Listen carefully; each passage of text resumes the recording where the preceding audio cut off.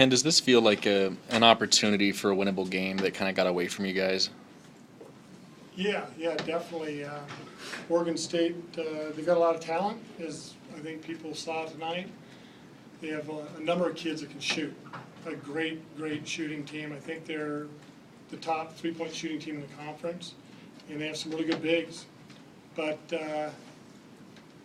it was an opportunity playing on our home court against a team that at least came in with a record of 2-3. I'm not sure that's right. It says they're 3-3 now. Yeah. But definitely an opportunity to play somebody on our home court and get a win. And we were not able to pull it out. For the vast majority of the game, you guys played about even. What did they do early on that allowed them to jump out and take control of the game? I think we turned the ball over too often early in the game. We had, I want to say 6 or 7 turnovers after maybe 8 or 10 minutes. And we were just careless. We were careless with the ball, and you can't do that. It's been hard enough for us to score as of late. Without Devontae in, it's been even more of a struggle. So we can't turn the ball over and give ourselves a great chance to win the game. We've got to take care of the ball. Was that surprising to you after you guys had put together a few really good first halves on the road? Yeah, but I don't think it was a terrible first half. We were down, 33-27? And at one time, I think it was maybe 33-23. I want to say we scored the last 2 baskets in the first half. So I didn't feel like it was a horrible first half. I thought we ended it fairly well. But, we came out the second half, and first 2 possessions, we get turnovers. And again, you just can't do that and win ball games. Do you think we might see more of that out of DJ going forward, this kind of offensive resurgence he had tonight? Well, that'd be nice, wouldn't it? I mean, he's had 2 great games back-to-back. I don't know what his three-point field goal percentage was prior to this game or what he was. I don't know if he'd made that many three-pointers all year. And then he goes 4 for 4. So, yeah, it'd be great to see that every night. And he did a good job on the boards again. 10 rebounds. He's doing a good job. Do you anticipate trying to highlight him a little more going forward? Or? Well, we did tonight. Tonight he was hitting the shot, so we ran a lot of things in the second half to give him the ball and give him opportunities to shoot it and to make plays. When he was struggling from the three-point line earlier in the year and you told him to keep shooting, were you just kind of biding your time hoping a performance like this was going to come out from him? Well, we were hoping that he would get confidence and at some point not make the three-point shot such a priority. I think early in the year, him shooting the 3 was a big deal. And I think he was putting a little pressure on himself, so we just said, don't even worry about the 3 right now. And he still shot 1 or 2 here and there because, the shot clock goes off and all of a sudden the ball's in his hands, he had to shoot. But for the most part, he's done a great job of embracing his role, and he did a good job the last 4, 5, 6 games of picking and popping, but popping to, mid-range area where he could shoot it or drive it. But, he hit that one tonight. I think the first one he hit the rim and then the top of the backboard and maybe the flag and something else that finally went in.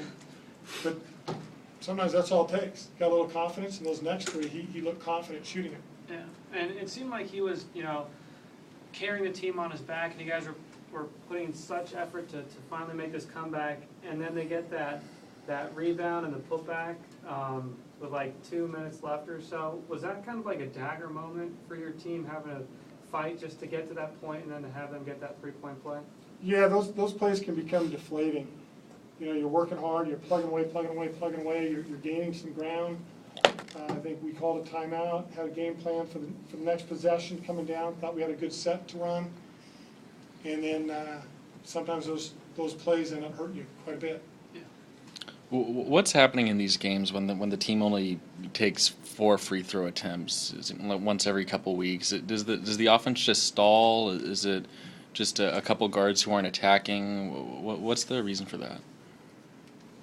I don't really have a good answer for you right now. I don't have a very good answer for you. Not sure. I'll wait and watch the video, and I think Oregon State should have shot more free throws. They attacked more than we did, and at the end we were fouling. So they should have shot more free throws than us. Why we shot 4, I'm not sure yet. Any other questions for Coach? You had Q going for you the first half, DJ obviously the second. Getting other guys involved, how much is that a concern for you right now, especially guys like Dexter? Oh, it's a huge concern, huge concern. You can't just have one or two guys. That's why I can't, we are all anxious to get Devontae back. He's a guy that was consistently scoring at a pretty high rate. They get him back out, and I think that opens up things for other guys on the floor. Like Oregon State did, they shot it well. Halftime, they were 4 for 7 from three, so we're concerned about the three-point shooting. You come out, now it opens up things for the bigs.